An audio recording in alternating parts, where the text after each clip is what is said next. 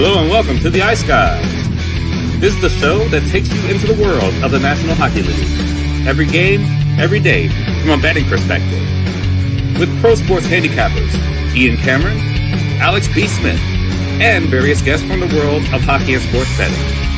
And now, here's your host, Ian Cameron.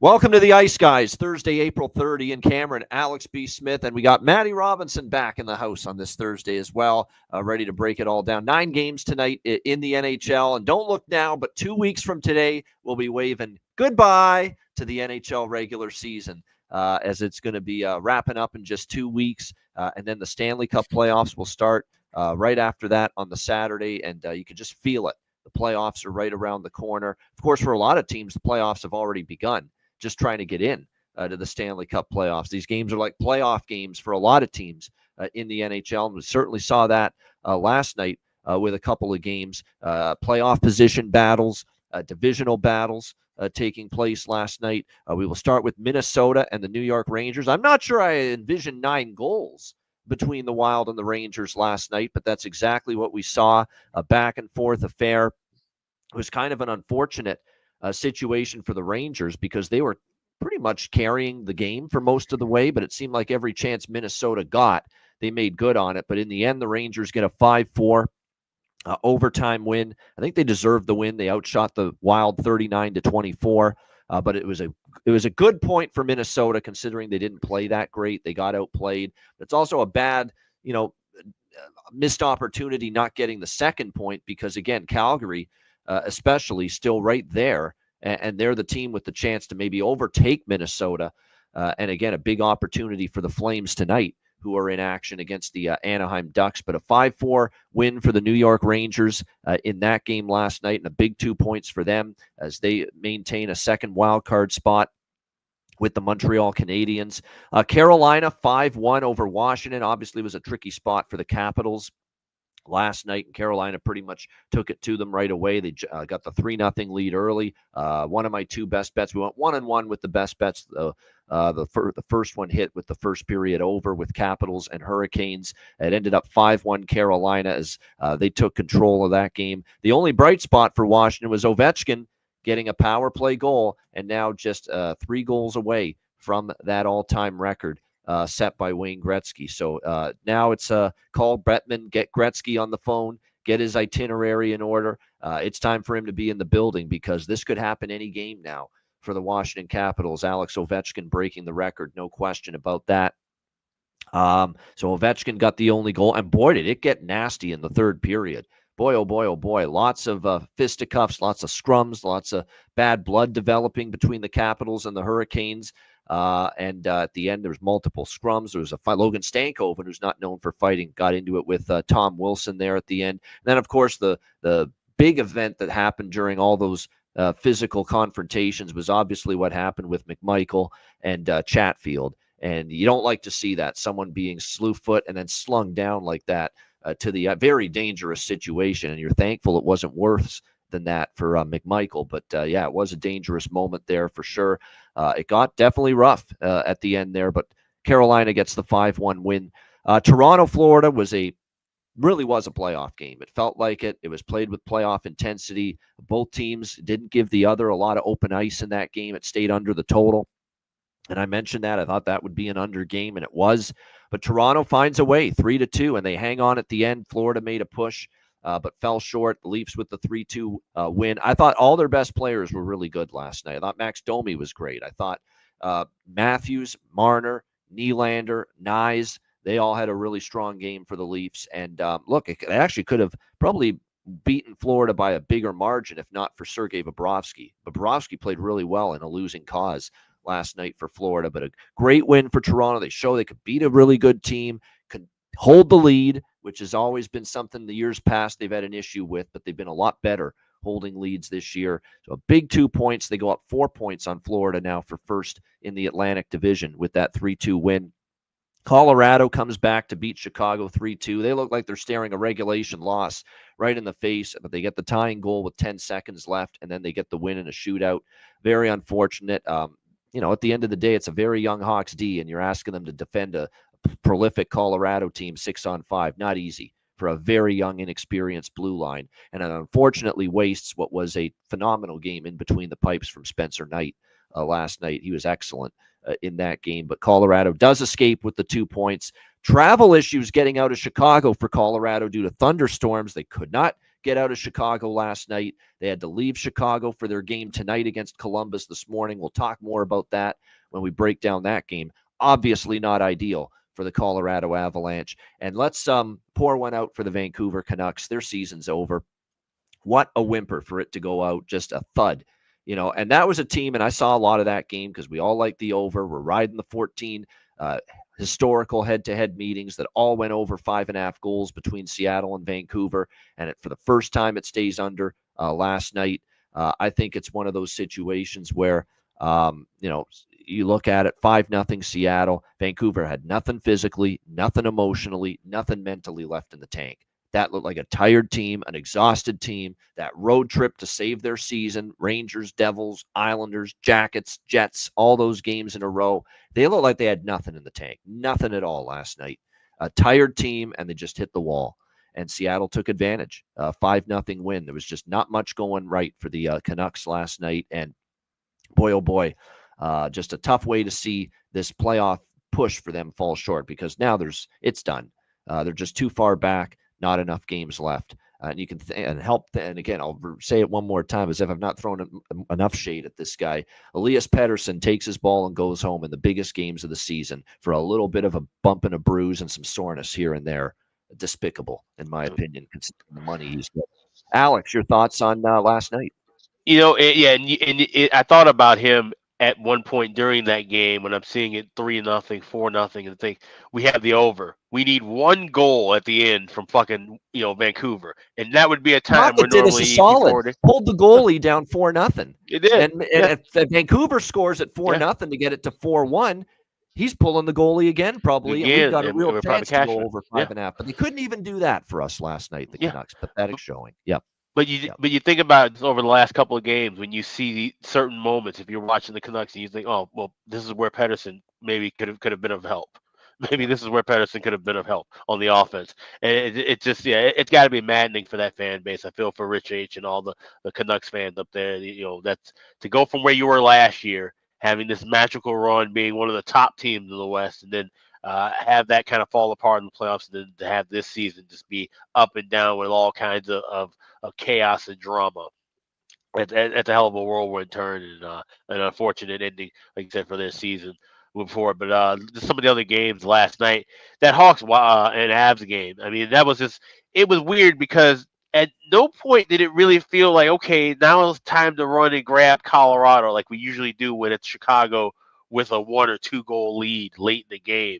That both teams just kind of seemed to be mirroring one another. Not necessarily that Colorado was playing down. There were times where the Hawks were just simply out skating them, and then there were times where they just weren't doing much of anything offensively, and that's the issue. You can't just be stagnant if you're Chicago in that spot, up 2-0 against a team like Colorado. You have to keep pressing. You have to play as if the game's tied 0-0, and they did do that. And Colorado coming back, finding a way to get that point, then get the second point in the shootout. But now put themselves in a really tough spot. Like I said, not being able to leave until this morning, another time zone. We'll talk about that game in a little bit. But certainly, like I said, Colorado is one of those teams where they can't really move up or down, and points don't really mean much. Same thing with Washington. Unless Washington really feels like they want to run and win the President's Trophy, which, of course, we know the curse behind that for most teams.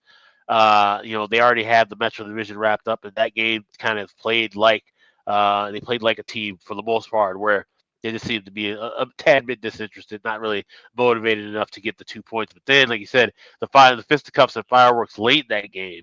And it was funny. I saw where Paul Bissonnette tweets out. He says the new rivalry has emerged. Like, there's been bad blood between these two teams for a long time. Remember a few years back where they played in the playoffs and it was Ovechkin knocking out Svechnikov in a fight in the first round. These guys go all the way back to the Southeast Division days where they had some rough tumble battles. So it's nice to actually see a little bit of bad blood between those two teams. But like I said, you have to tread lightly with those top tier teams in these last few games because some of them, the interest levels can wane a little bit, and you might be able to get some value with some of those dogs, or just stay away from games altogether. Yeah, no doubt. Great points you made right there about it. You're right about Colorado. It felt like it was not going to be their night. Like they didn't look like they were moving their feet at times. It didn't look like they were fully engaged, but all it took was that 2-1 goal, and you could see after that and down the stretch that got them going. And Chicago opened the door and they went right through it, and Colorado gets the 2 points. Although that being said, Colorado's in a spot where they really can't move up, and they probably can't move down either. Because I don't think Minnesota or St. Louis have enough games left to catch them from behind. So that puts them in a dubious spot tonight on the back-to-back, especially knowing they had to leave Chicago this morning. Matt, your thoughts on last night? Did you make any bets? How did it go? Yeah, nothing too crazy for me. I did have the first period over in that Avs-Blackhawks game, which unfortunately did not cash. I know we had a disallowed goal, and we talked about it in the chat, but typically when there's a goal that's called back, the first period over seems to never hit. It's just kind of one of those things. So didn't feel too good about it until, Chicago scores the shorthanded goal. There was still, a good minute 40 on Colorado's power play. So, instantly you're like, okay, maybe they score on this to get back for the shorthanded goal, going to the period 1-1. So unfortunate that didn't hit, but did cash the second period live over in the Leafs Florida game, and went ahead and jumped on over 3.5 as well, which obviously ended up cashing. So nice to get a couple live bets. And then, like everybody, the only other bet really I had last night was Kraken Vancouver over 5.5, just based on series history. Was following along, didn't watch too much of the game, especially once it got to 3-0, kind of losing interest. Vancouver seemed to just pack it in. But slowly watch. It's 3-0, then it's 4-0. You're like, oh, maybe we'll get there to 6, and of course Vancouver can't score a fucking goal. So that ends 5-0. So pretty light card yesterday. Knew I was going to be on the show. Knew we were going to have a betcast tonight. Knew we had a bigger, deeper card tonight. So didn't play too much yesterday, but looking forward to tonight. Yeah, no doubt. We are all looking forward to tonight. No question about that. Oh, by the way, with the Leafs second period over, we were all talking about this in our group chat last night. A lot of us got on this Leafs second period over. It was easy. And not just when it's a 0-0 game after the first period, betting the second period over, but if the full game total 3.5 is reasonable, maybe look at that too. Because it's funny how many of these games still end up getting to 4 goals at least.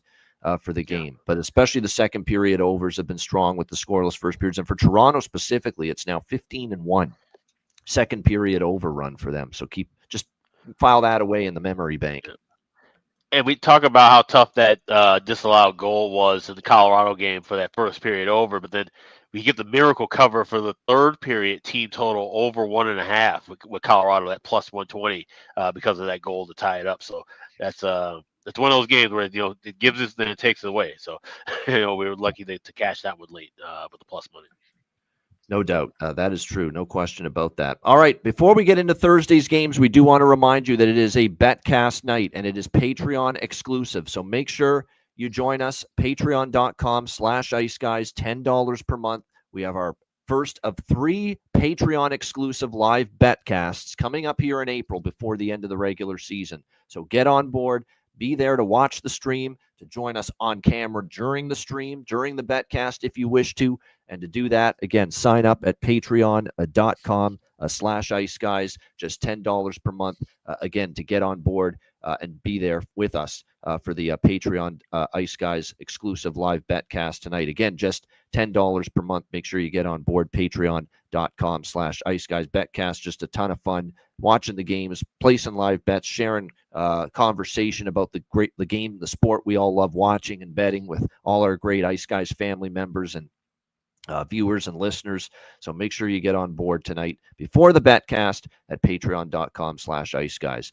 All right, let's get into Thursday. We'll begin with Tampa Bay and Ottawa. We've got Tampa Bay minus 140 road favorites, 6 the total in this game. Lightning on a nice little run of late. They've won 4 in a row. They've looked pretty solid in victory. They got through that, little rough road trip there, but came back home and swept the 3 games against Pittsburgh, Utah, and the Islanders. And then they beat the Islanders again, 4-1 on the road. obviously, the other night, playing like a team that wants to win the Atlantic Division, for sure. The way I see it, Tampa wants to win it. Toronto wants to win it. Florida, I don't think could. I don't think Florida could. They couldn't care less about it. I think what I've heard.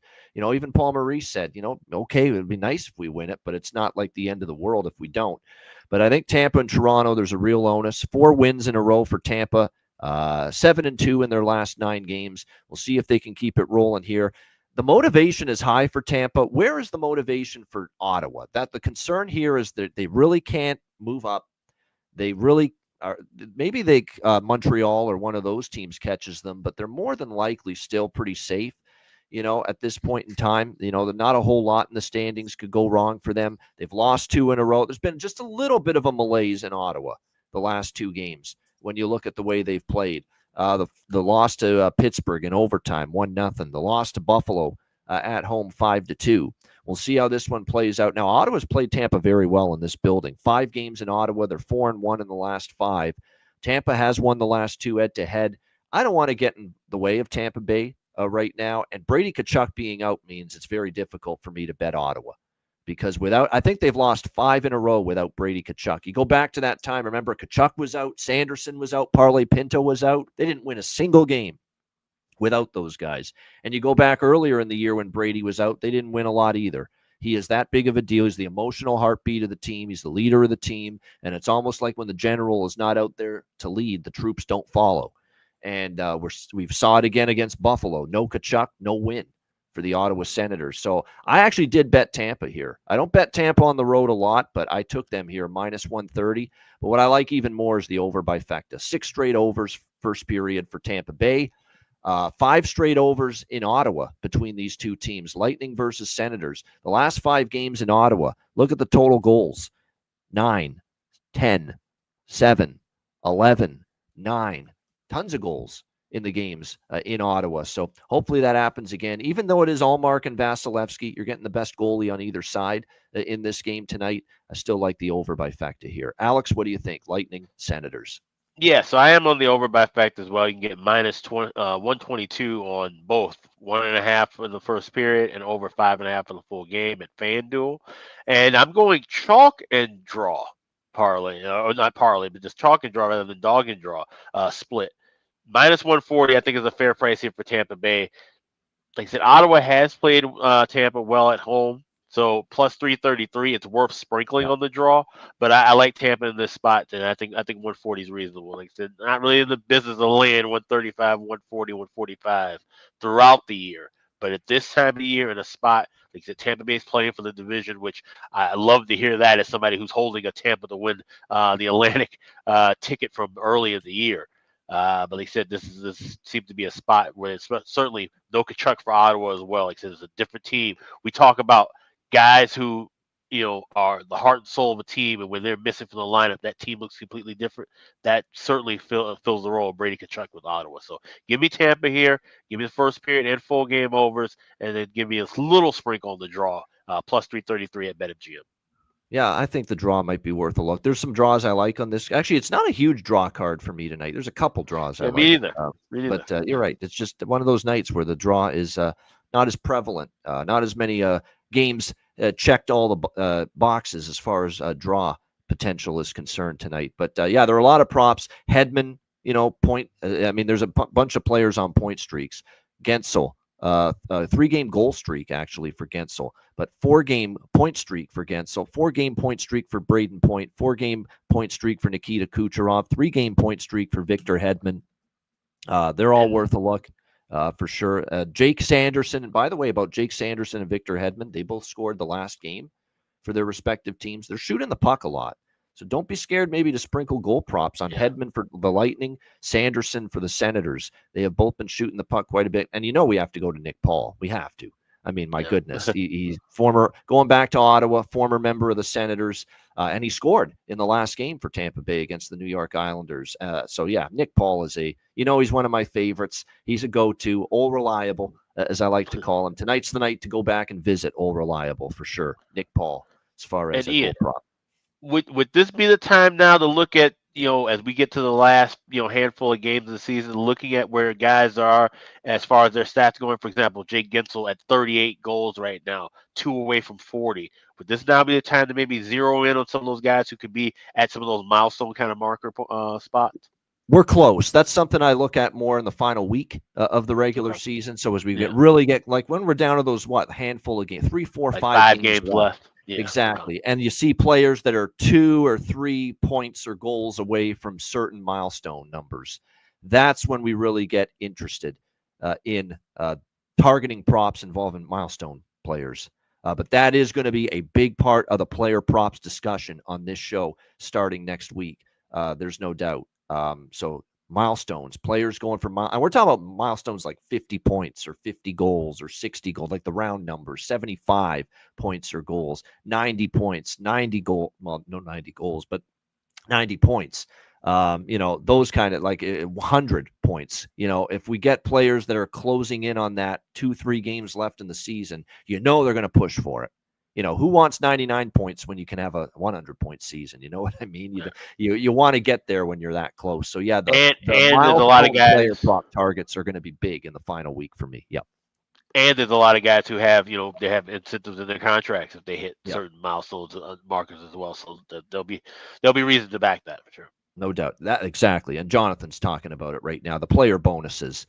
Hitting a certain plateau in your stats that triggers the bonus that gets paid to you if you reach. I wish it was public Yeah. knowledge like the NFL, though. That's the thing. It's hard to find out who has that in their Yes. contracts. No doubt. But if we have information on that, those are going to be great player prop targets as well, those remaining few games of the regular season. All right, Matt, what do you think here? Tampa Bay, Ottawa. Not too much to add. I'm going to be on the bifecta.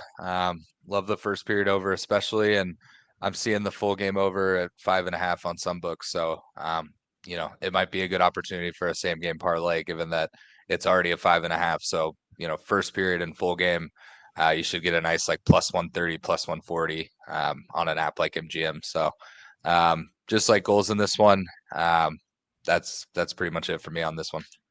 All right, Boston and Montreal. The old rivalry renewed. Montreal minus 200, home favorites, 5.5 the total in this game. So Boston is pretty bad. It's very difficult to back this team. That's all very true. No question about that.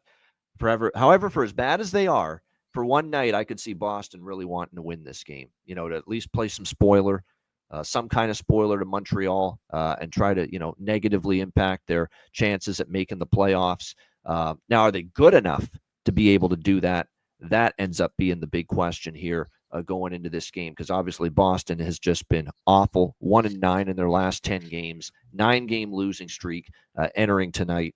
Just been off. Now, I will say this about the Washington game off that road trip. They were better in that game. The effort was pretty good, actually, against Washington from Boston. They competed hard. They got down 2-0. They came back and they tied it. They got down 4-2. Pasternak got it to within 1, and they really pushed to tie it and came close. But Washington was able to hang on and get the 4-3 win there against Boston the other night. It was definitely a better effort. And I do think you're going to get a good effort from Boston. Again, whether it's good enough is the question. You also have to factor in that while, for me, it's with Montreal, it's either I bet on them or pass. I'm passing, at least pregame, on betting Montreal tonight just because of the price. You still have to factor in Boston has dominated this team. Now, these were the Brad Marchand, Charlie Coyle, Brandon Carlo, Bruins, before all the trades were made. But Boston is 9-1 in the last 10 meetings against Montreal. Like, they have absolutely dominated the Habs. So that's something to keep in the back of your mind. It's why I'm not rushing to lay minus 200 here with Montreal. For as good as they're playing, the back-to-back wins against Florida, the incredible comeback, 3-2 at home in overtime with Suzuki and Hudson spearheading that comeback, just outstanding. Lane Hudson's been phenomenal. I think it's a wrap with the Calder, quite honestly. I think he's going to win it. He should win it, especially if they make the playoffs. Lane Hudson's been great. I mean, 60 fucking assists. What more do you want? The guy's been absolutely amazing here for the Montreal Canadiens this year. So I think Montreal still probably does get the win, but I'm just leery at this price. The good news is we have a betcast, and that means we don't have to bet at pregame. We can target Montreal team total at a better price, and I've got Montreal circled for a 3.5 at a cheaper price during the betcast, or maybe get even 2.5 if maybe they're kept under wraps early in the game, if it falls that low. And same thing with money line. You know, if Boston gets the first goal, then we'll jump in on Montreal because we know they can come back and they don't quit. We saw that against Florida. So if Boston gets the lead, we target Montreal on the betcast tonight for a live bet. The only thing pregame I got is another over by Fecta, but I especially like the first period over. I mean, how can you not with Montreal? It's 9 straight first period overs for Montreal, 11-1 to the first period over in the last 12 Montreal games. If it ain't broke, don't fix it. We've been on these Montreal first period overs. They've been cashing in like hot cakes.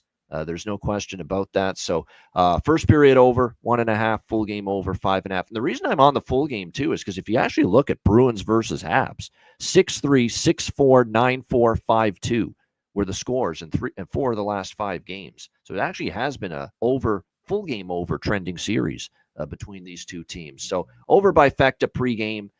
We'll find maybe better prices, better numbers in game on the betcast tonight with Montreal. Alex, what do you think here? Bruins, Habs. So this is an over trifecta game, but the way I'm betting it is first period over, a little bit small pregame, minus $1.15 at MGM, and of course I'll be adding more on the betcast when we cross over to plus money. I also have both teams to score plus 174. The over 5.5, I will be waiting for that plus money in game. So a couple of minutes into the contest, I'll be looking to bet that, but we'll have a little piece of that first period over and both teams to score in the first pregame. And I would tread very lightly. Like I said, look for Montreal live. I would tread very lightly here with Boston. Just off of the fact that, like I said, this has been a heavy Boston series, but that team is pretty much, kind of split apart now. This is maybe the changing of the tide. We've seen this with rivalry series before. I think about Hawks Red Wings back in the day. I think about Sharks and Kings, how that series kind of flipped for a while, where you have a team that dominates and it's very one-sided, then all of a sudden the team that's been getting beat up, little brother, starts to get a little stronger. So this wouldn't shock me one bit if Montreal, maybe they go down a little bit. We grab them at plus price, hopefully, and they could easily run back and win this game. So this would be a fun one for the betcast tonight. It is. You think Boston, who wants to watch them? They will play hard tonight. Again, whether they win is another story, but I think you'll get a good effort from them because they'd love to spoil a rival's playoff chances. So I think you'll get that. The question is going to be, are they good enough? And Montreal knows too. Hey, I think Marty St. Louis and the Habs will be aware of the fact they're 1-9 in the last 10 meetings against Boston. That hey, this is our chance here. Let's make a statement and say that those days are over. Changing of the guard. Bruins have been the better team over us for years now. Now it's time for our turn to show we're finally the better team. So we'll see. Montreal comes out with that purpose. That being said, as you mentioned, with the betcast tonight, why bet them pregame? We can wait for something better live during the betcast tonight. Matt, what do you think here? Bruins, Habs. Yeah, I honestly like Montreal pregame team total. I don't think minus 200 is worth it. I know series history leans Boston. Boston is a bit of a different team. I just think given how the Bell Center was the other night, because this is in Montreal, I think they can rally and score 4 goals. I'll be light on it pregame. Like you mentioned, if it's 1-0 Boston, 15 minutes into the game, Montreal over 2.5 might have a good price, and then you can double down on it. So it's not going to be a big bet or anything. I just think for a team that's fighting to make the playoffs, a team that's already out of it, Montreal, to ask them to score 4 goals at home when that Bell Center's been rocking lately, isn't a huge ask against a team like Boston that I think they're sitting at the bottom of the Eastern Conference. So, pregame, just Montreal team total over 3.5. There you go. Yeah, that's the only thing to bet Montreal. If you want to bet anything Montreal pregame, it's the team totals. You can go over 3.5 full game. Or Jonathan's interested in over 1.5 first period team total with Montreal. If that is definitely the case. If you're going to bet anything pregame, the totals are probably where the value is. Yeah, Lane Hudson assist, believe it or not, minus 135 is still cheap. Considering that this guy has been an assist machine, there's no doubt about that. 6 of the last 10, 4 of the last 5 with an assist. 4-game point streak for Morgan Geekie. He's about the only player I would bet other than Pasternak maybe for props right now with Boston. Lane Hudson, 2-game point streak. Slavkovsky, 2-game point streak. for the Montreal Canadiens as well. Nick Suzuki, 2-game goal streak, and of course had the 2-goal heroic effort to come back and beat Florida the other night as well. All right, Colorado and Columbus. Avalanche minus 140, road favorites, 6.5 the total. Shaded to the under. We talked about it a little bit earlier. I'll mention it again. They didn't leave Chicago, the Colorado Avalanche, after beating the Blackhawks last night till this morning. And apparently they did not arrive Columbus at the airport till noon Eastern time today. So you talk about just throwing on. And look, players are creatures of habit. And in a game day, there's a certain routine and rhythm they all go through. When you throw that off, it's not a good thing. It's not. So you wonder what this is going to mean for Colorado tonight. It's a brutal spot. Brutal as it is to play a very late game, because they started that game last night for TNT purposes at 8:30 local time in Chicago, so they could have a doubleheader out of it. And then it was a very late finish because it went to a shootout. They can't even leave Chicago. They fly to Columbus today. Brutal spot. And there's not even a whole lot at stake for Colorado. They can't move up and catch Dallas for second in the Central. They can't move down. Minnesota, St. Louis don't have enough games left to catch them. So they're kind of locked into third in the Central. This just feels like a spot where Columbus is just the ultimately much more amped up, much more motivated hockey team tonight, and a sluggish, downtrodden, exhausted spot for the Avs, given the situation. A late game last night and then back-to-back here, and not even getting to Columbus until this morning, the day of the game. So I'm taking several different positions here with the Jackets. We're going to go first period money line, full game money line, team total over 3 for the full game on the Jackets. That's 3 different Jackets bets right there. First period money line, first period full game money line, and also going to take the full game team total. I might even dabble in the over 1s and 1.5s first period team total. I haven't bet those yet, which is why I didn't mention them, but I think I might. Because I think this is a pounce on Colorado early and ride it out to victory here in this game. I'm also on first. I'm not done yet with this game. First period over, which is starting to heat up again for Columbus. What is it, 5 or 6 in a row? Over 1.5 in the first period for the Jackets. They're on a consecutive game first period over streak. Full game over as well here for me. But I like the Columbus looks more than anything else. I think it's just a really tough ask for the Colorado Avalanche in a game where, look, this is just a game that on paper it means more to Columbus. They're playing for their playoff lives. We know they've been better at home at Nationwide Arena all season long. So I think it's just a really great spot for Columbus and a really tough one, brutal one, in fact, for It was already bad had they been able to leave Chicago last night. But then they get grounded because of the storms. They can't leave till this morning, and it just got a whole lot worse. Alex, what do you think here, Colorado, Columbus? Yeah, like I said, this really tough spot and really tough. Like I said, having a late night, long game, traveling today, and like I said, your second leg of a back-to-back where it doesn't mean anything to you and it means everything to your opponent at home. Definitely had to run and grab Columbus. I got plus 122 earlier today. So anything with a plus price on it as far as Columbus money line goes, I think it's worth a bet. I didn't go heavy with team totals or first period. I did take a shot, however, with I'm looking at both teams to score third period plus 120. Now that's predicated more on we believe that Colorado could have their legs completely fall off from under them late in the game. And get Columbus score, but you can't get any value on Columbus team total in the third period. So we'll obviously be adding more things on throughout the betcast, but that is something I did grab a little bit pregame. Plus 120 with the third period, both teams to score at FanDuel, along with plus 122 Columbus money line. All right, there we go. Matt, what do you think here, Colorado, Columbus? Yeah, pregame, just Columbus money line in the first period over. I do like the team total. I'd probably buy up to over 3.5. I see it's listed at over 2.5 as the regular line, like minus 150. I think if you're going to jump on that pregame, I would take over 3.5. But I may wait and see kind of what the pace is here. Maybe you get right around even money at over 2.5, and then, it's sort of a slam dunk for me. So, but yeah, pregame, just keeping it simple. Columbus money line in the first period over. I like a lot as well.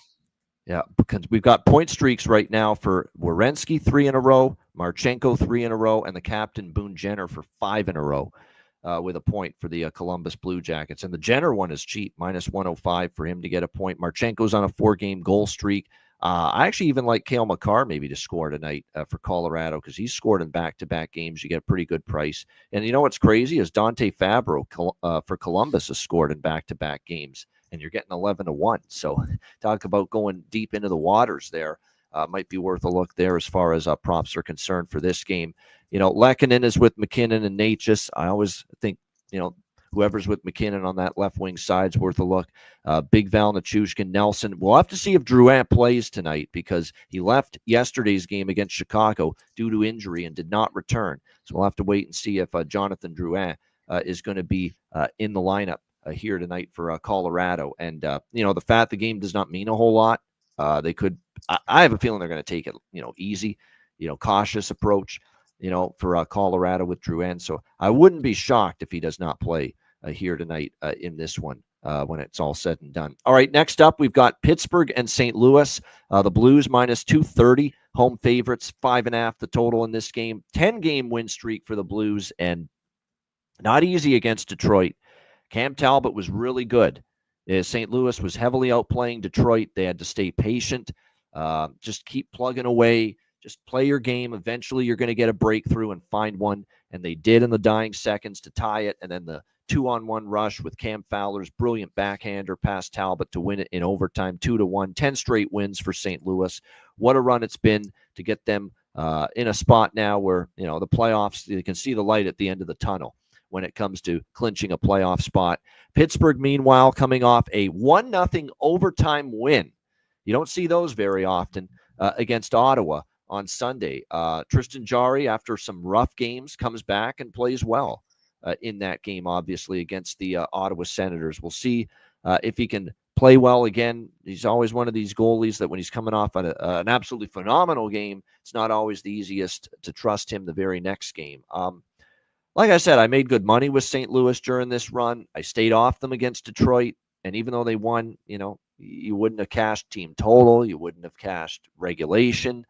You would have cashed money line, but it was a very expensive price. But same thing with this one. Obviously, they're very capable of winning. They're a better team than Pittsburgh, but Jarry does have good numbers against St. Louis. I know Jonathan mentioned that to us earlier. That's number one. And number two is the price just isn't great, -230. So this is one where it's a bet cast game. I did grab a small piece of the over here, 5.5 in this game, but that's about it. Sidewise, we'll get St. Louis. If the St. Louis is trailing, I'll be on St. Louis during the bet cast at some point. But like I said, pregame, not at this price.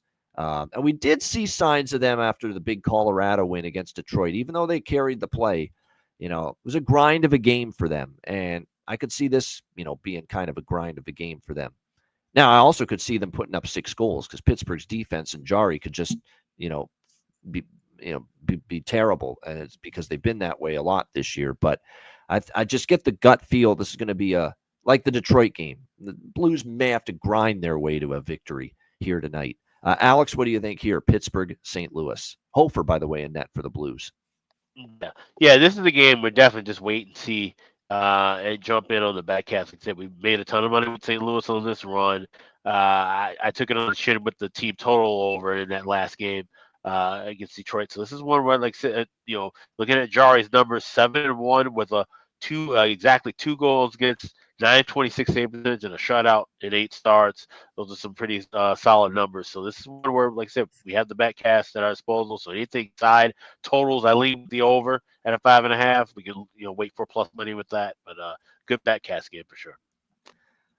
I'm going to be the old school arbitrage better in this game. You know what I am going to do? I'm going to take a small piece of Pittsburgh pregame, +190, +200. Just for the purposes of if we get St. Louis at plus money during the betcast, we're going to lock in profit. That's exactly what I'm going to. I feel this could be one of those games. Pittsburgh gets the lead, and then if they do, we're going to get plus money on St. Louis, and then we'll take that and we'll lock in profit. And at that point, I can just kick back, relax, and watch a hockey game at that point. Doesn't matter who wins, we're going to profit, Pittsburgh or St. Louis. That's going to be the approach for me. Just for that reason, Pittsburgh +200. I'll put some of that in the pocket now, and then hopefully we get St. Louis at plus money during the game. And if we do, we're going to be able to lock in profit on this game with plus money on both sides. I think that's a decent approach for this game. What do you think here, Matt? Penguins, Blues. Yeah, I mean, I think that's a good angle. Personally, I think it's probably a pass game until the betcast. Um, you know, do I think at first hand St. Louis wins this game? More than likely, sure. Minus 230. No, thank you. Yep. But you know, teams on these big runs, they eventually do drop a game. Do I think St. Louis is going to win out until the playoffs start? Probably not. They're probably going to drop a game or two between now and April 19th. So could this be a spot they lose? Again, I don't lean that way, but I think you make a great point. Pittsburgh plus 190. Let's say they're up, 2-1 at the end of the first. You get a plus price on St. Louis, something like that. It could be worth a look. I think because the Penguins have guys like Crosby, they're not a full just pack it in, mail it in, season's over type team. They've they've got pride. They want to, continue to play well. There's young guys fighting for contracts for next season that want to play at the NHL level. So, yeah, I could make a case for Pittsburgh pregame. To your point, Ian, but I think honestly for me with a 9-card game and a betcast night, it's probably a live bet if anything for me on this one. Yeah, as far as props, Holloway is we've always talked about Dylan Holloway, of course, playing with Shen and Kyrou, worth a look here. I like the Bull Duke line. I'm with Jonathan on Jimmy Snuggerud. He's probably worth a shot, but Bull Duke again, he's been solid. Crosby's on a 10-game point streak. I mean, what they would do without him, I have no idea. 10-game point streak, 2-game goal streak. They've got obviously Brian Rust with him, but guess who Mike Sullivan might have with that Penguins top line tonight? Rutger McGroarty, of course, a guy that was a pretty good college player. Now, he has not really been all that noticeable when he's gotten the opportunity at the NHL level. But Crosby can make a broomstick look good, alongside him on that top line. And if McGroarty is going to get that shot with Crosby and Brian Rust on the top line, and the current line combos indicate that, he's worth a shot at the price you're going to get on Rutger McGroarty here tonight. Man, this guy does have talent. He was a very good college player. Let's not forget. So, yeah, I think Rutger McGroarty, if he plays with Crosby, as it looks like is going to be the case as of now, it's definitely worth a shot. Even Bailey brings up a decent longer shot. Noel Acciari, not a big goal scorer, but a guy that used to be in St. Louis with the Blues. It's the former player angle. So, don't really mind maybe looking in that direction either as far as a goal prop here in this one. For Pittsburgh as he goes back to St. Louis. All right, next up we've got Nashville and Dallas. The Dallas Stars upwards of almost minus 300 here in this game, and the total 6 across the board. Now, this is called betting for a reason, because any person that goes into this game is going to clearly think the first thing that happens is Dallas is going to beat the shit out of this team. That's obviously the first thing you're going to think. It's got to happen, right? Dallas is rolling. Nashville's terrible. We just saw them lose to Philly and only score 1 goal. We just saw them get, absolutely crushed by Columbus 8-4 the other night. And they're an awful hockey team. And Dallas is rolling. But I also remember a certain homestand the Dallas Stars were on recently. And they escape Anaheim. And they escape Philadelphia with overtime wins. And they just grind their way through them with wins that were less than inspiring, less than impressive, in my opinion. Do they get? Are we back to that Dallas here? Because that last homestand against the lesser lights, I mean, they had to battle their way to win some of those games. Philly, Anaheim, you go on down the list, and it kind of feels like it could be that kind of spot for them here against Nashville after a great road trip where they go to Calgary and they win. They go to Edmonton and they win. And they, of course, beat Seattle back-to-back on the road to end that road trip. And I was talking with Jimmy the Bag. By the way, announcement, Jimmy the Bag, who I do the Thursday show with, Betting with the Bag, he's going to be on this show Sunday at noon Eastern. We're looking forward to that. So long overdue to have Jimmy on the show as a guest here on the Ice Guys. Sunday, he'll be on with us at noon Eastern. Looking forward to that. But I was talking with him on my Thursday show there with him this morning. People are really getting on Dallas's case for the fact that they're getting outshot in every game. They're getting outchanced in every game. They've had to rely a little too much on their goaltenders, and it's like this is not sustainable. This is not the way you're going to win. come Stanley Cup playoff time. But I also pointed out, well, maybe this team can win that way. Like, is it the end of the world if you get outshot 38-25, like what's happened with Dallas the last few games, if you're still getting the win and you're still getting the 2 points? I mean, that's what matters at the end of the day. Do you win the fucking hockey game? That's what matters. And Dallas is still winning games. Now, I'd like to see them rely on Ottinger less, rely on Casey DeSmith less, because they have been peppered with shots these last few games. But you have to remember, Dallas, while they're getting outchanced, outshot, and all this, even in the wins on that road trip, they don't need a lot of shots and chances to score. That's just the gift they have as a team offensively this year, because they got 4 lines that can all get it done and are all a threat to find the back of the net on any given shift. So they could be outshot 40-24 and beat you 4-2. They can be outshot 41-30 or 41-22 and beat you 4-1, 5-3.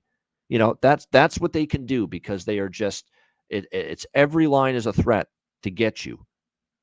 Every line right now with Dallas. And so it's that dilemma. Would you love to see them not get outshot every game like they have recently? Of course.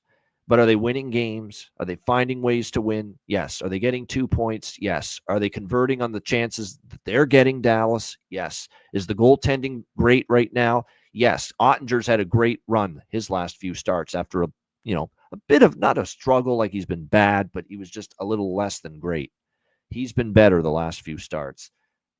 DeSmith, what can we say? He's been phenomenal. DeSmith single-handedly stole the 2 points against Calgary last week. I still remember that game. He was absolutely phenomenal. They got great goaltending. And yes, they get outshot a little bit, but they find ways to win because they don't need many chances themselves, Dallas, to score. So I'm okay with where they're at. I'm okay. It could always be better. I'm sure Pete DeBoer agrees with me. They could always play a little bit better than they have, but they're getting wins right now. They're getting results, and that's all that matters. And all these wins have led Dallas to a spot where they're now just 4 points back of Winnipeg for first in the Central, and they still have to play Winnipeg head-to-head. There is still a chance they could win this division. So, yes, in theory, Dallas should show up here big. And yes, in theory, they're capable of winning. And yes, in theory, they should smoke Nashville. Who trusts Nashville right now? But I've also seen Dallas, the recent homestand, barely escape Philly, barely escape Anaheim, not play their best hockey. Nashville's won 3 straight, by the way, in Dallas. Don't ask me why or how, but they have. And all of that is enough to keep me off this game. So that's a lot of fucking talking for me to say I passed this game pregame. Not really much involved with this. Maybe on the betcast, we'll get involved with it a little bit. Alex, what do you think here? Predators, Stars. Yeah, the only thing I'm taking a shot with pregame is the draw at FanDuel because it's plus 410. And that's just a crazy price to have on a draw when you're talking about a Dallas team that has let some weaker teams in Nashville hang around the games. So it just off of principle and price, I have to bet that plus 410. That's at FanDuel on the draw. Everything else I can wait for pregame. Like I said, this could be a spot where, yeah, should Dallas win this game 7-1? Absolutely. But like I said, we've seen at times this year, and this is just that time of year where you have teams that are in the playoffs. Like I said, you have to be careful with these teams that, yes, they're already in playoff position. Sure, they're in division races and battles, but they can get caught up by a team. And we've seen teams, and like I said, this minus 300, minus 400 range fall. So there's no reason to rush and jump in on anything when we have a bet cast tonight. But I will grab that plus 410 with the draw. I don't expect that to pop up again, even if it is we see goals back and forth in this contest. And it's been a road series. The road teams won 6 straight. Dallas won every recent game in Nashville, and Nashville's won every recent game in Dallas. So, yeah, I got the bees in the old stomach here thinking about taking Dallas in this game. We'll see what Matt says. Matt, what do you think here? Nashville, Dallas. Yeah, I think you both make great points. I don't think this is a slam dunk Dallas spot. I don't think I don't think anyone is laying minus 300 on Dallas just to win this game. Should they win this game? Absolutely. They're back at home. They're playing a very inferior, defeated Nashville team that lost 8-3 the other night. They get an extra day of rest. They got a full practice in yesterday. But, it is the NHL. So I'm not rushing to bet Dallas. I do agree with Alex. Should they win 7-1? Yes. Will they win 7-1? Likely not. I think if anything, sides and totals wise, I would make a case for Dallas team total alternate 4.5. If you think that this game is going to go how it should on paper, take that. You'll get a nice plus price, for them to get to 5 goals tonight. I don't know that I'm going to be on anything pregame from a sides totals perspective. I do like a couple props in this game, one of which I'll mention later. Again, I think this is a Dallas spot.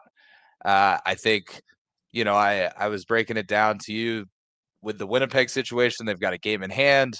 If they win that game in hand in regulation, they have the tiebreaker on Winnipeg for game in hand regulation. Obviously, they're going to have to beat Winnipeg on April 10th in Dallas if they want to take over that top spot. But basically, they need to win out in regulation to give themselves a lock. If they win out in regulation, they get the top seed in the West. That's a big ask with 6-7 games left in the season. But that they know that is the only way to guarantee their spot as the top seed. So that's the only thing that would pull me away from the draw I mentioned to Ian until they either lose or play Winnipeg and we see how that game goes. I don't like the draw in Dallas because they need to win in regulation. They want the They need to get regulation above that wins, tiebreaker. yeah. If it's at plus 410, I totally understand taking the bet, no doubt. But yeah, so I like Dallas. I think they get it done at home. I think they're rolling. I think that Seattle game on Monday was a little better. I think the shots were like 35-31 in that 3-1 win. So they were getting a little more offensive pressure, not relying on just tic-tac-toe goals and winning 5-1 and getting outshot, 2-1. So it was a little step in the right direction. I think they need to clean up a little bit on taking a lot of penalties. But I think if they get it out to a lead tonight, it could be one of those games where they kind of just cruise, 5-1 type of game. Kind of go back and forth on the totals because if Dallas jumps out to an early lead, I could see it being a 4-0 game. I don't see Nashville, at this point really fighting for much. So, they could kind of shut things down. So I don't love the totals here. But as I mentioned, a couple of props that I might mention a little bit later. Yeah, I'll mention there are a few props that I bet for this game. More prop game, at least pregame, than anything else. You have to bet Wyatt Johnston. You do for anything with him right now. 5 straight games with a point, 5 straight games with a goal. He's been phenomenal. We know he's when he gets on a heater, look out. It keeps going for a while, and that's what we've seen with him, no doubt. Michael Bunting might be worth a look for Nashville because he's actually started to heat up just a little bit for them. But yeah. Points props, but Mason Marchment, 3 games in a row with a point. Michael Granlund, 3 games in a row with a point. Matty Duchene, 3 games in a row with a point for Dallas as well. So goal assist props on any of those guys worth a look here in this game as well. One thing I noticed too with Nashville is defensemen have been scoring on Nashville. So this could be a decent night for Thomas Harley, maybe to be involved. A goal or assist with him. As well in this game might be something to consider. And like I said, for Nashville, O'Reilly, there's some good thoughts from Jonathan that he's had success here in this matchup, but O'Reilly might be worth a look for them. So there's a couple props there for me in that Nashville-Dallas game. All right, Los Angeles and Utah. We got the Kings minus 130 road favorites, 5.5 being the total here in this game. When you look at this matchup, LA and Utah, I lean to the draw just a little bit, but nothing other than that. And this is not even my favorite draw. We'll get to that very soon. LA on the road, I get the heebie-jeebies, laying a price with them on the road, even against a team like they're better than Utah, of course. But do we really fully trust the Kings on the road, laying a price? Utah's playing hard. Vejmelka was great against Calgary the other night. And yes, Vejmelka's making his 1,000th start in a row tonight. Not a shocker anymore. We've talked about that. That being said, look, Andre Tourigny kind of shut me up the other night. Here we are bitching about how many starts in a row he's made. He's the reason they beat Calgary the other night. He was phenomenal. So maybe he's got a second wind here, even with all these starts in a row. So, yeah, I don't want to lay minus 130 here with LA. Maybe a small interest in the draw. That's about it. This could be an under, too. Vejmelka has obviously played well against Calgary the last game. Maybe he plays well. We know the LA offense can disappear at times on the road. So maybe a lean to the under here as well. See, Alex, what do you think here? LA, Utah. This is big card, big slate, betcast night. This one might be a pass for me unless we find something that pops up during the night. Like I said, this is a spot where feels like it could be an under, but with Mamelka, like you said, making his millionth start, is this the night that he finally gives way and all of a sudden he gives up 5 goals early, gets pulled? I don't know. So it's definitely a definite wait and see. Maybe take a shot with goal first 5 minutes. Maybe that'd be the only thing I looked at that pregame. Yeah, no doubt. That's worth a look. I like Kuzmenko tonight, prop-wise, in this game for LA. Kuzmenko's really starting to get it rolling, heating up, percolating. You got to give Hiller credit. Putting him with Kopitar and Kempe has made a difference. He's now gotten a point in 2 straight games, scored a goal in 2 straight games as well for the LA Kings. Trevor Moore has scored in 2 straight games, so maybe you ride the wave with the California kid, Trevor Moore, who's tallied in back-to-back games, as has Adrian Kempe. For the LA Kings.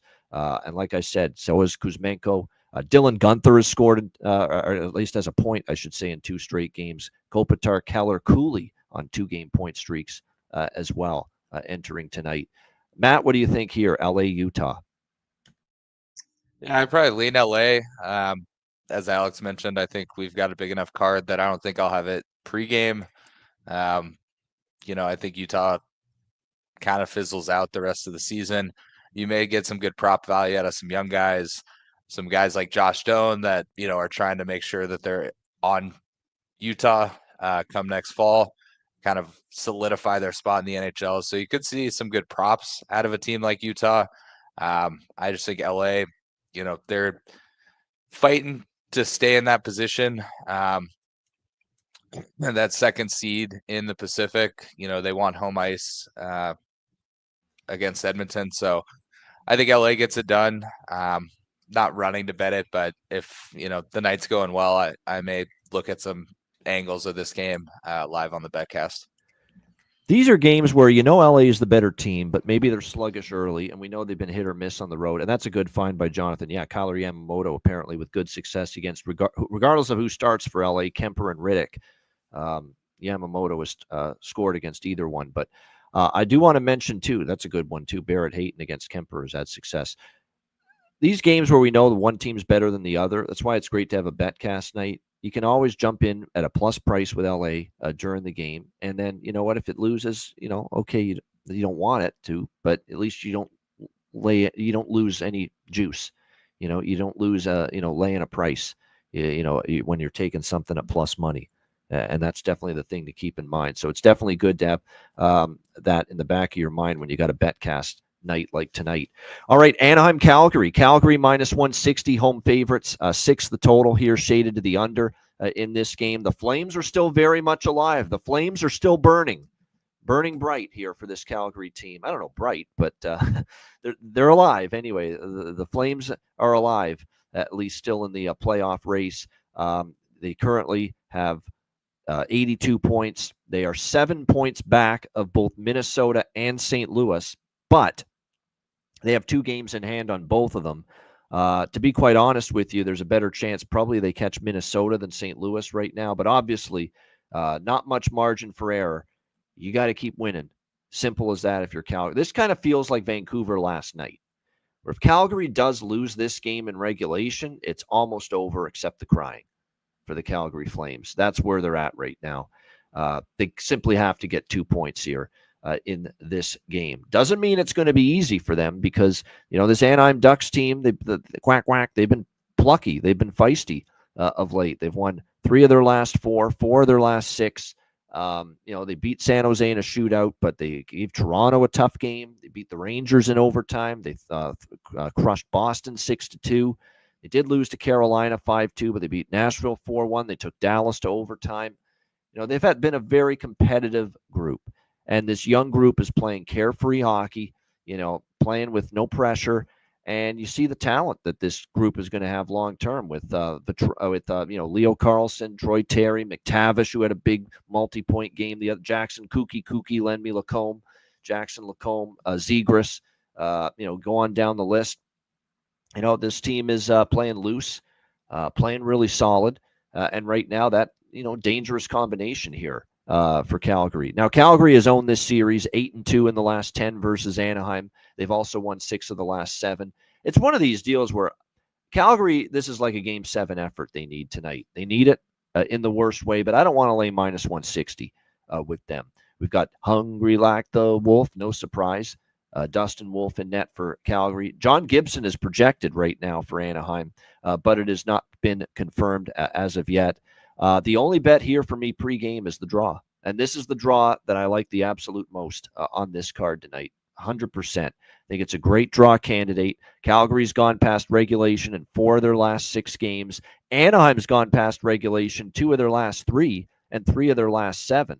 Not to mention back in January, these two teams went to overtime head-to-head. So I like this draw. I think this is one of those games for Cal. And again, if Calgary needs overtime or a shootout to win it, so be it.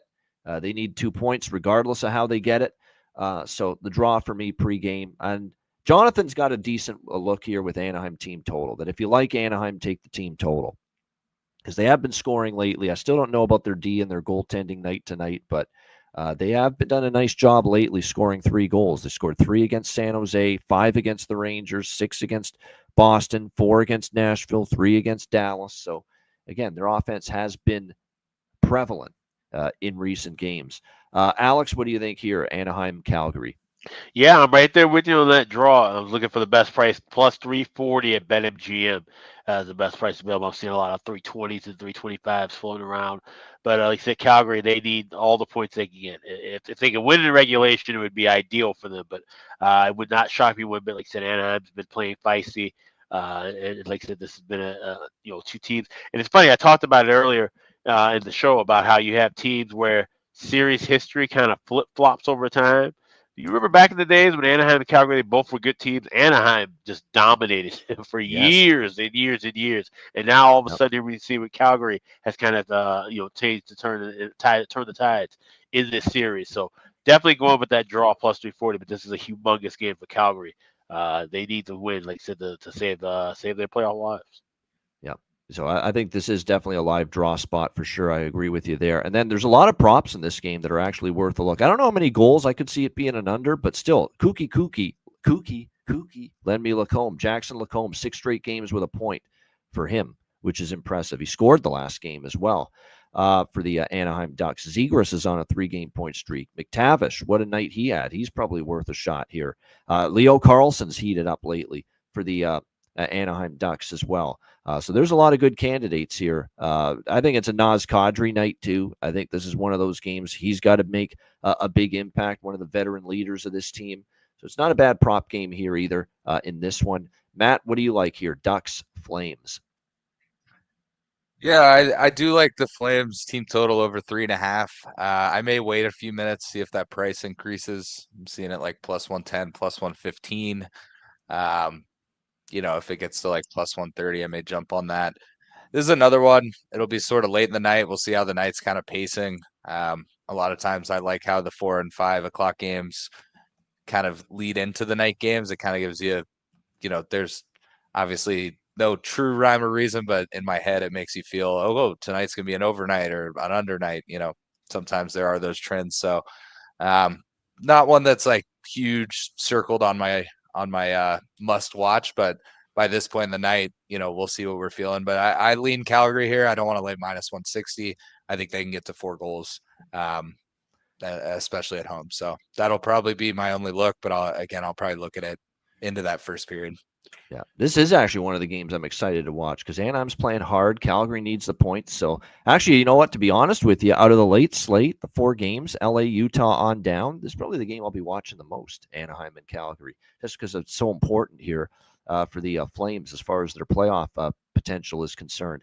All right, Winnipeg, Vegas. Vegas, minus 150 home favorites in this game, 5.5 the total. This has gone up, by the way. This was minus 120, minus 130. On Vegas, it's now minus 150, and the reason is no Hellebuck tonight. It's always, anytime Connor Hellebuck is not announced as the starter, and Eric Comrie is, then they are definitely going to Eric Comrie, and you can tell that betting markets always respond and fade Winnipeg when Eric Comrie is in the lineup. I do want to mention and sign off on what Jonathan's saying about Sam Colangelo for Anaheim. He's actually, I think, started to heat up again. I think goals in back-to-back games for him, if I'm not mistaken. Yeah, 2 games in a row with a goal, pretty good price. So, yeah, Sam Colangelo goal prop. I do like that for Anaheim in that game. Getting back to this one, like I said, Comrie and net.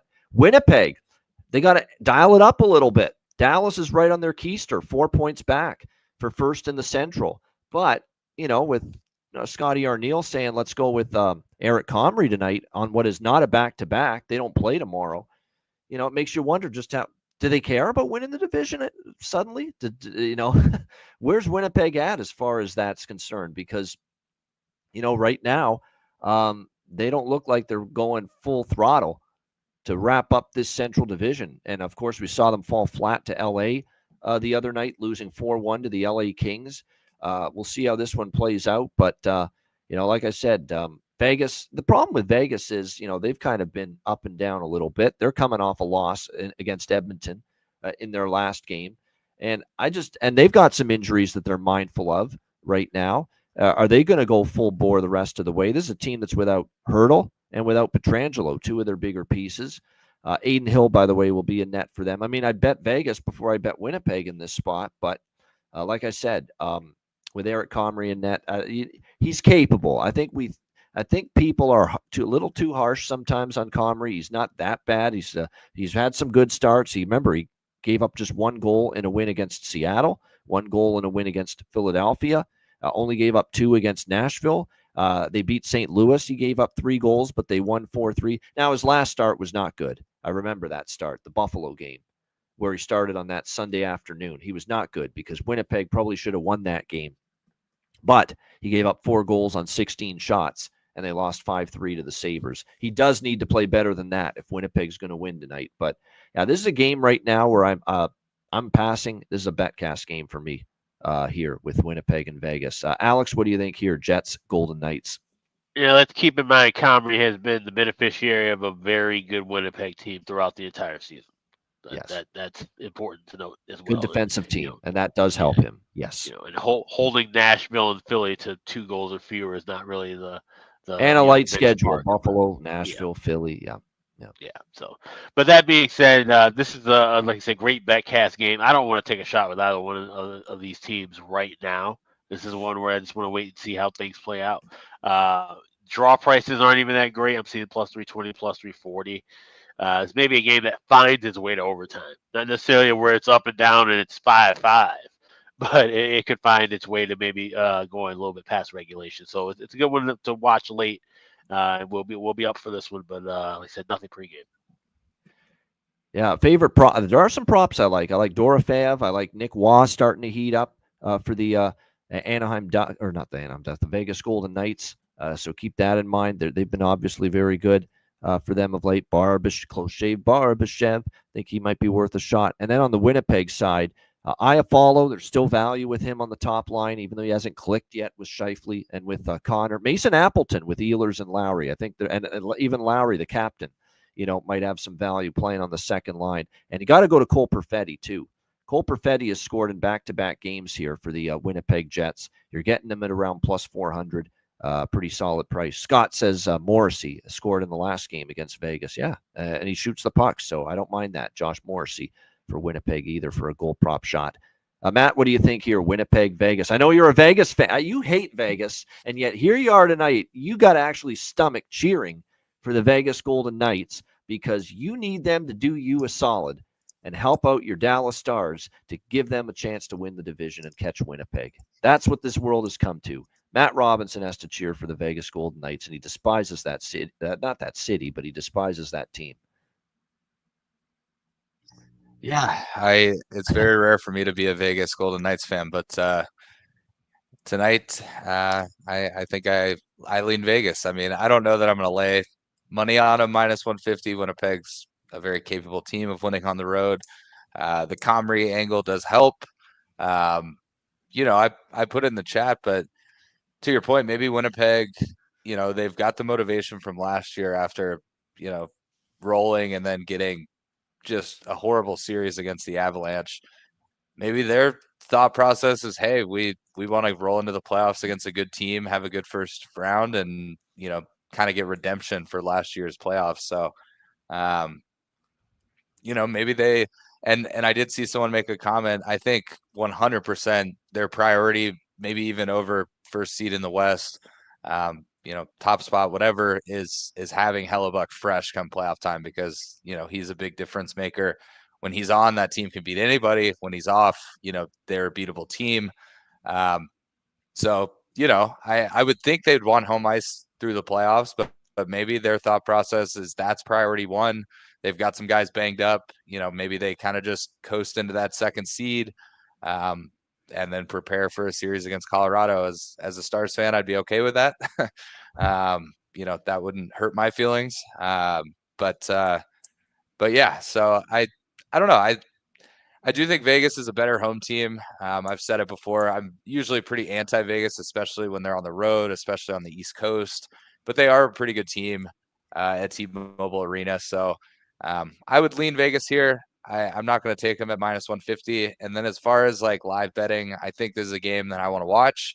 And so, I could be on a first period over if there's some pace and it's, a couple minutes go by. I think it's a great live betting game because it's a game that I'm interested in watching. So I'll just stay off it for the pregame. Yeah, this is the game that's next in line after Anaheim, Calgary. Of the 4 late games, this one's my second in the intrigue list after Anaheim, Calgary. This definitely does have meaning. Vegas is obviously they're still trying to cement first. They haven't totally put away LA yet, but they can take a step forward in the Pacific. And Dallas is now renewed hope to try to catch Winnipeg in the Central. So it's a big game. It's a meaningful game for both teams still, and obviously 2 very good teams. So, which would be, this is the last call to grab Dallas. I know, like I said, it was +210 the other day at Caesars, +190, +180. If you like them to maybe make that run and grab the Central, now would be the time to grab that, because certainly those 2-1s won't be around if Winnipeg should lose his games, and certainly regulation. And as great a season as the Jets have had, there's a good stat there. The Jets 18-6 as a road favorite. So when they're on the road and favored and expected to beat the teams, they do. But 4-8 as a road underdog, which is the role that Winnipeg's in here. So when they play the better teams on the road, not nearly as successful, the Winnipeg Jets. So bear that in mind. All right, final game of this Thursday card, Edmonton and San Jose. Oilers -310, road favorite, 6.5 the total. This is a ESPN Plus game in the late night hours. And my gosh, they gave Cassie Campbell-Pascal another Sharks game. I mean, what's she done to deserve this? Like the Pet Shop Boys song, what have I done to deserve this? Yeah, that's exactly what she's thinking right now. Another San Jose game. But nevertheless, I'll say this actually could be very entertaining. For Edmonton, they got Leon Draisaitl back, 2-0 with Leon Draisaitl back. They beat Calgary in overtime. They beat Vegas 3-2 the other night in that game. We'll see how they fare here in this one. It just feels like it's a sleepy spot waiting to happen for Edmonton. After the big win against Vegas, it could be. And San Jose gets up to play good teams at home. This game, don't be shocked if we're on the Betcast tonight watching this game late night, and we're seeing Toronto versus San Jose all over again. Do you remember that Leafs versus Sharks game recently in San Jose? It was just a pretty crazy game, back and forth. San Jose played their hearts out, pushed a really good Leafs team.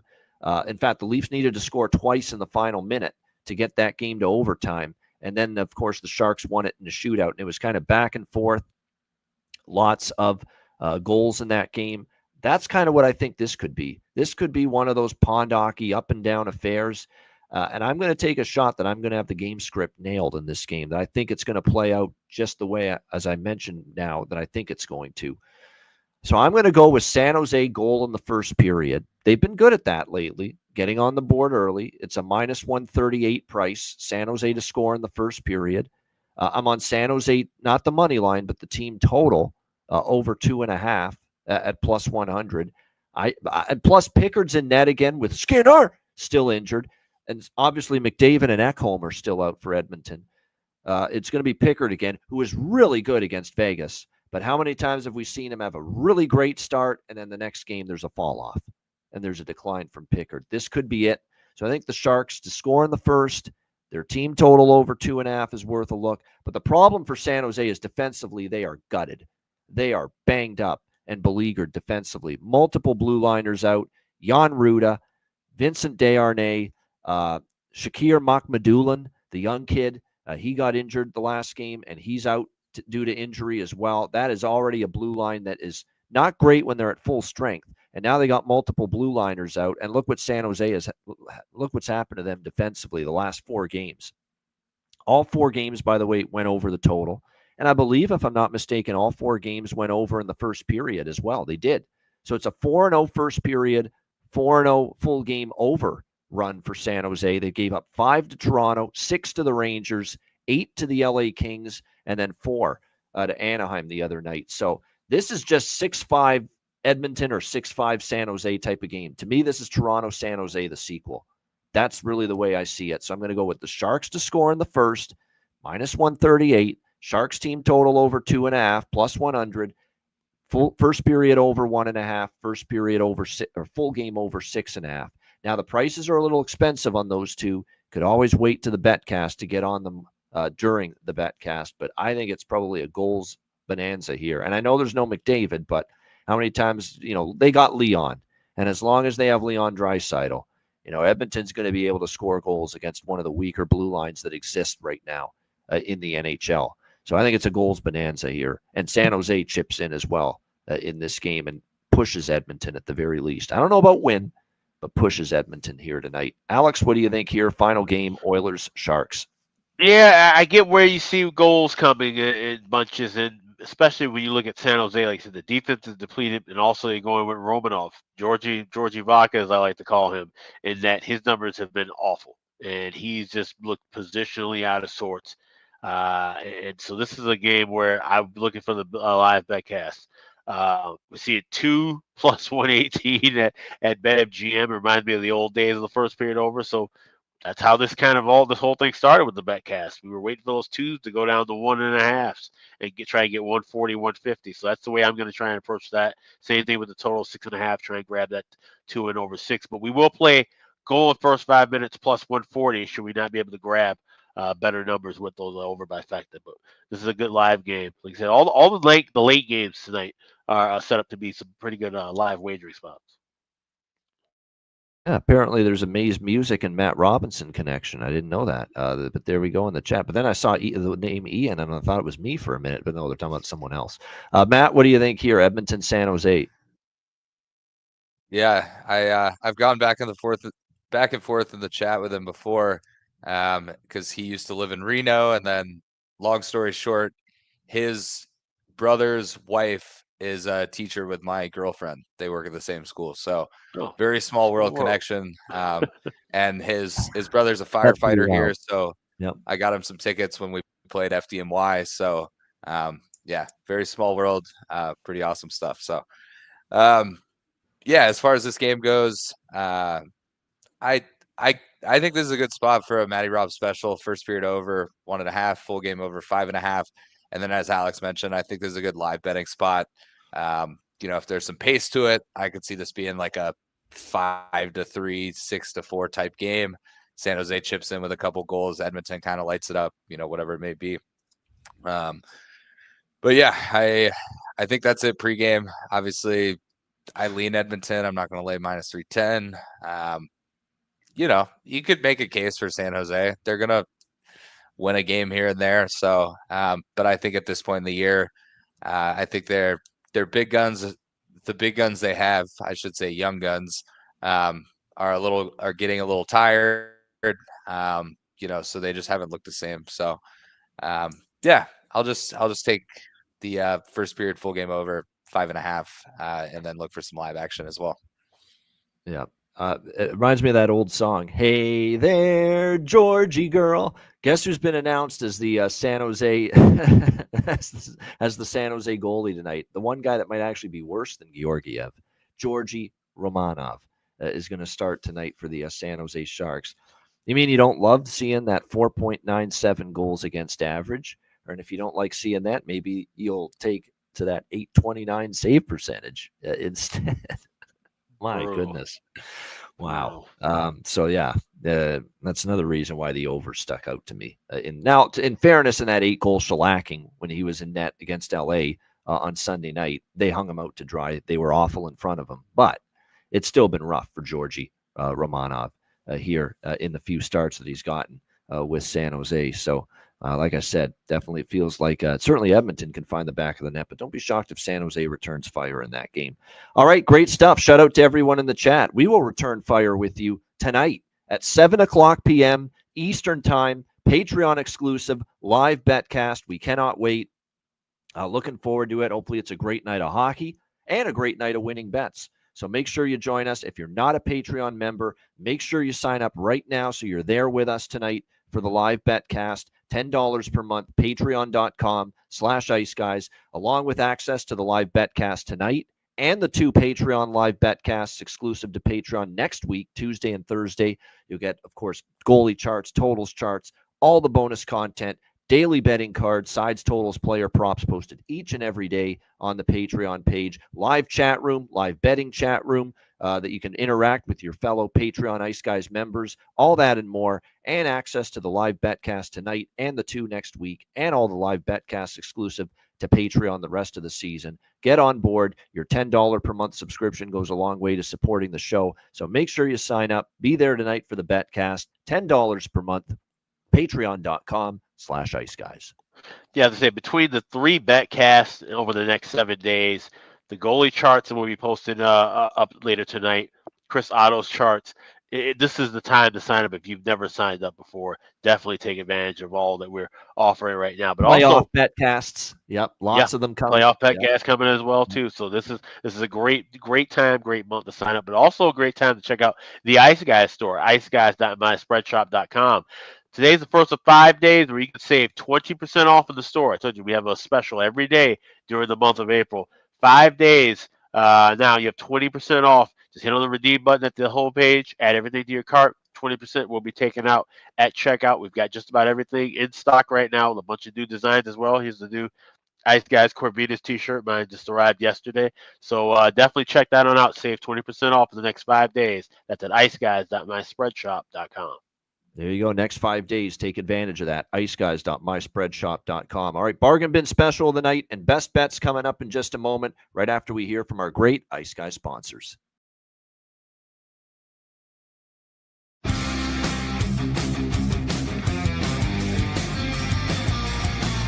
Support for the Ice Guys podcast is provided by Boston Hemp Incorporated, Tailgaters Social, and a big thank you to all that subscribe to the Ice Guys Patreon page.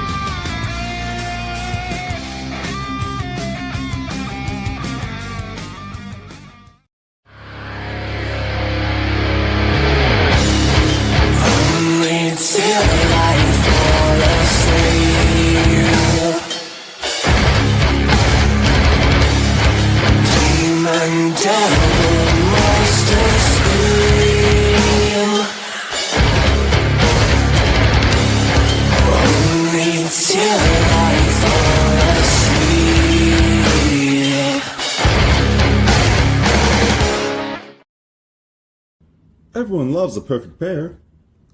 Bacon and eggs. Thunder and lightning. Mario and Luigi. A hot dog with fries. Ian and Alex B. That's right. Everyone loves a perfect pair. So why not pair up your game nights with Boston Hemp? From exotic flower to concentrates and edible products. You'd be hard-pressed to find a better pairing than Boston Hemp and hockey. Check them out today at bostonhempinc.com. That's bostonhempinc.com. Boston Hemp Incorporated, the official smoke sponsor of the Ice Guys. Void where prohibited by law. Not available outside of the United States. Must be 21 or over to obtain products. Check your local regulations to see if Boston Hemp is available in your area.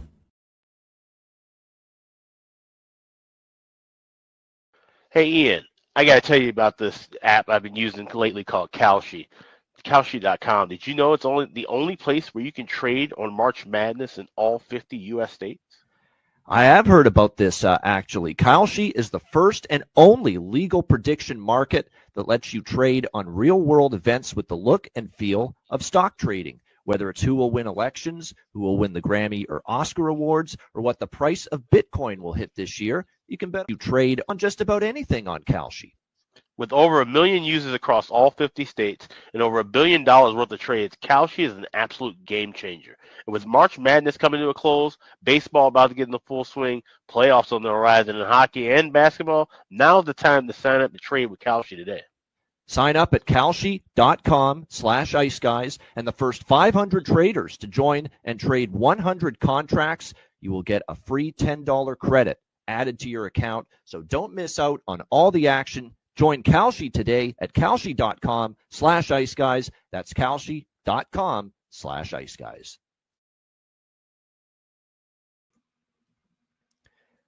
Shout out to all our great sponsors, including Boston Hemp Inc. Get 20% off all orders on the website using the promo code IceGuys at bostonhempinc.com and kalshi.com/IceGuys trading platform. And it's not just sports, entertainment, crypto, politics, stocks, you name it, everything there. kalshi.com/IceGuys. All right, bargain bin special of the night. Huge card. Really good night for the bargain bin. There's a lot of choices. This was a tough card to narrow down to just 2 bargain bin selections, but I do have 2 for you. Alex, though, we'll start with you. Bargain bin special. I just got the one. We'll go with that Ottawa-Tampa Bay game, and I kind of tipped my hand to it a little bit earlier, and I talked about looking at milestone props and different markers. Like I said, Jake Gensel, he's got 38 goals, 2 away from 40. I like him to keep on his hot streak and get 2 goals here tonight. Plus 1,200 at FanDuel is the price you get for that. So we're going Jake Gensel. It's a big game for Tampa Bay. Like them to get the win here as well, but we'll go Jake Gensel, 2 goals or more. Plus 1,200. That is my bargain bin special for this Betcast Thursday. There you go. Going for the big price. Jake Gensel, over 1.5 goals, 2+ goals, plus 1,200 for Alex B. Smith with his bargain bin special of the night. Matty Robb, best bargain bin special. What do you like? Yeah, so I mentioned I did have some props in Big D. This is a guy that's a former Nashville Predator. He only has 6 points in his 6 games against him since becoming a Dallas Star, but it seems like he usually pops a few. I'm going to go with Matt Duchene over 1.5 points. He had 5 shots in the game on Monday night in Seattle. He gets a lot of power play opportunity on that second unit. That line's been buzzing. Marchman's been chipping in. As you mentioned, Marchman, Granlund, both on 3-game point streaks as well. If it is, a lighted up Dallas type night, where they score 5 or 6 goals, why not Duchene to have 2 points? So Matt Duchene over 1.5 points. I'm seeing it like right around plus 300, 320, depending on the book. And that'll be my bargain bin for tonight. Matt Duchene, Matt Duchene over 1.5 points, plus 300, plus 320 in that range for bargain bin special tonight. I got 2 bargain bin specials. Tonight's the night to use him as a bargain bin special choice. All Reliable, I mentioned him as All Reliable earlier in the show. Nick Paul for the Tampa Bay Lightning, plus 390. I like this price quite a bit. It's a Nick Paul night. I think he finds the back of the net for Tampa Bay against the Ottawa Senators. And then the other one that I chose, he's been playing great for the Winnipeg Jets. Back-to-back games with a goal. The price is great. Cole Perfetti, plus 430 for the Winnipeg Jets. Back-to-back games with a goal, looking to make it 3 straight games, finding the back of the net. So there you go. 2 bargain bin specials. Nick Paul, plus 390, Tampa Bay. Cole Perfetti, plus 430 for Winnipeg for bargain bin special of the night. All right, best bets for this Thursday. Alex, what do you like for best bet? Let's head up to La Belle Provence. We got Boston taking on Montreal, and it's been the hottest trend rolling right now. 11-1 to the first period over for the Habs. We will go right back to that. You can get minus $1.15 to over 1.5 at both MGM and Caesars. So we'll go with Boston, Montreal, first period over. It's a Thursday best bet. All right, Boston, Montreal, over 1.5 first period. Best bet for Alex B. Smith. Matt, best bet. Yeah, my best bet is going to be Tampa Bay, Ottawa, first period over. Series history shows that it's been there. Both teams trending in the right direction as far as first period overs go. There's, a couple Tampa Bay props that we like tonight in the bargain bin, as well as the overall game. So just need 2 in the first, doesn't matter by who. Tampa Bay, Ottawa, first period over. That's my best bet. There you go. Tampa Bay, Ottawa, over 1.5 first period. Best bet for Matt Robinson. My best bet for this card, I'm going with a side for a change. And to me, this is just a great spot. Colorado, brutal travel situation. Had to leave Chicago this morning. Travel day of the game, morning of the game to Columbus. That's brutal.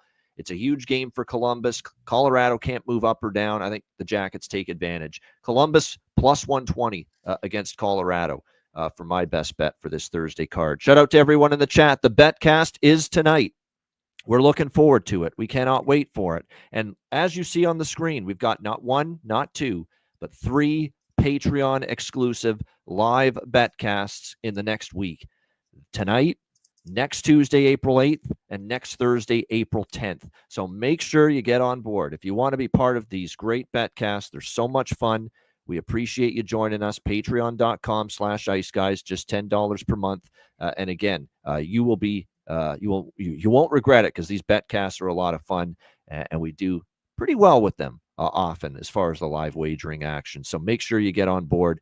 Patreon.com/IceGuys, just $10 per month right before to join for the betcast. You'll see me, Alex, Matt. We'll all be there tonight. A lot of our viewers and listeners in the chat as well. Looking forward to it. A reminder, the Ice Guys is live 7 days a week, Monday to Friday, 2 p.m. Eastern, Saturday and Sunday, noon Eastern. If you can't watch the show live, download the Ice Guys podcast in audio form on all major podcast platforms: Google Podcasts, Apple Podcasts, Spotify, Stitcher, iHeartRadio, Amazon Music, and more. Download the Ice Guys podcast when you can't watch the show live. No Alex on the show tomorrow, but Perlo will be filling in, it looks like, for Alex. So him and Perlo and I on the Friday edition. For Alex B. Smith and Matt Robinson, I'm Ian Cameron. Have a great Thursday night. We'll see you in a few hours for the Patreon exclusive live betcast, and back again for the Friday edition of the Ice Guys at 2 p.m. Eastern tomorrow, right here on the Ice Guys.